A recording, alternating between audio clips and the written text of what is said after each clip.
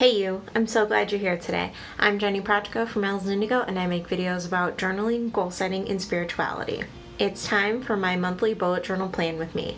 This month's theme is inspired by the September harvest moon, which is also the full moon name of September. You can find the rest of the full moon names in my article down below. In these videos, I like to give you a little bit more extra info about this month's particular moon and seasonal background information. Let's get into my journal plan together, learn about the September full moon names, and what's going on in nature.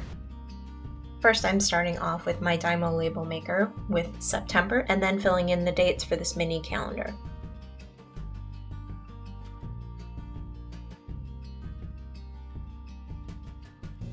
Now I'm creating the moon phase wheel for the month. I'm putting in each of the moon phases as they appear throughout the month and then putting the dates down beside them. So I can easily glance back at this and know what day the moon phases fall on as the month goes on.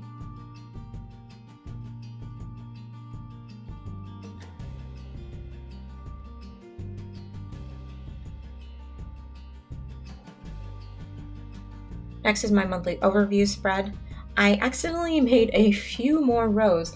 When I was planning this, I completely spaced and added a few extras, so you'll see me cover them up later on and create cute little sections for extra things that are happening this month. I'm also creating moon phases to this overview as well, along with the dates. For September, I'm using a copper metallic Sharpie marker to create some wheat stalks for my bullet journal.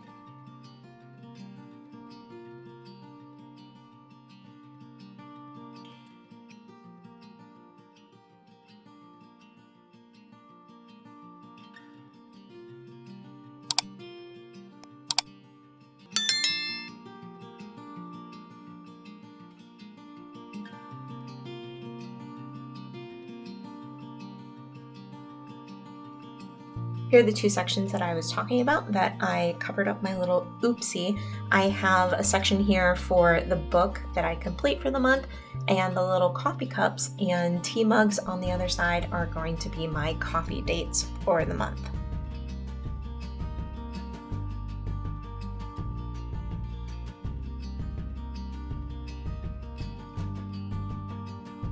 And here is what the monthly overview looks like, all completed. Next, I'm moving on to my weekly overview spread. This is very simple. I like to keep it very minimal. I've got a section for my design tasks for the month, and then I've got this little wheat illustration again, and a section for my total design tasks, overdue design tasks, and complete design tasks for the month. I keep track of these metrics for work purposes. And then I like to keep it really simple with the dates, do M13, T14, and then I like to dress up the page with some stamps for the moon phases and then any other special things that are happening during the week.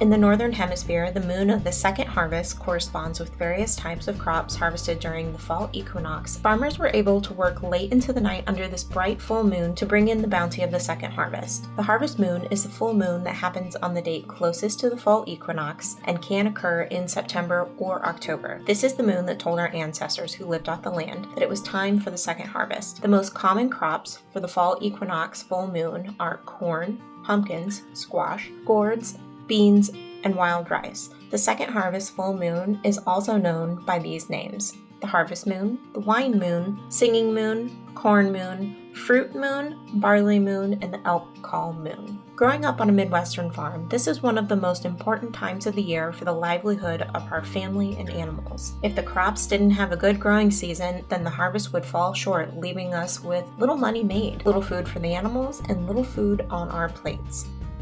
If you like this watercolor painting, you can find it over in my shop. Make sure you get it for your bullet journal too. At the end of the year, there's going to be an original full moon watercolor painting for each of the full moons, so make sure you grab all of them as the year goes on. There will be a new one every month with each bullet journal plan with me. The link is in the description. In the spring of 2019, across the Midwest, farmers faced political struggles from the U.S. administration full of broken promises that left many farmers struggling to make money from their crops. Not only was the year hard politically, it was also a bad year for planting and harvesting due to climate change. Many farmers where I grew up struggled to get their crops planted in the spring because of the weather. There was first too much rain, making it too wet to plant at the normal time of year. Then there was too little rain at the end of the planting window for the seeds to have enough time to grow. My parents even told me of a few farmers that missed the window and weren't able to plant their fields at all. Thankfully, my parents were able to get their crops in the fields, but that fall, the crops weren't ready to harvest because they didn't have enough time to mature to be harvested and sold or stored for livestock. I spoke to my dad at the beginning of September on his birthday, and he said that they might not be able to harvest the crops until late November or even December in 2019. Even then, the crops might not be mature enough, and they might lose all of their money on the harvest or lack of harvest. This happened to a lot of farmers that year. The environment of the earth is changing to become less hospitable for humans as we are used to living. If we can adapt, we might survive as a species. The earth will go on without us, but we need to adapt our thinking and practices. And in this case, the moons and holidays to better reflect the growing seasons and earth seasons we have in modern times and in our own backyards. For the rest of the full moon names of the year, you can check out my links down below in the description. And if you happen to like thought-provoking journaling prompts, then check out my private monthly spirituality journaling prompt that goes out on the first of every month. You'll receive a private email from me, the secret monthly spirituality journaling prompt, a private video explanation, and a peek into my private journal entry for the exact same question. Sign up now before the 1st. The link is in the description.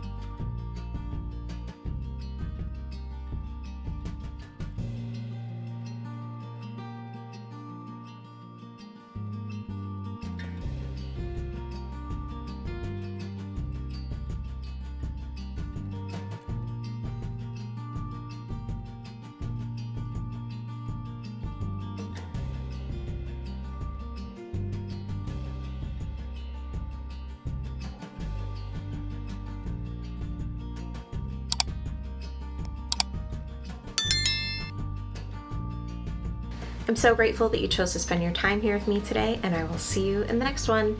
Bye!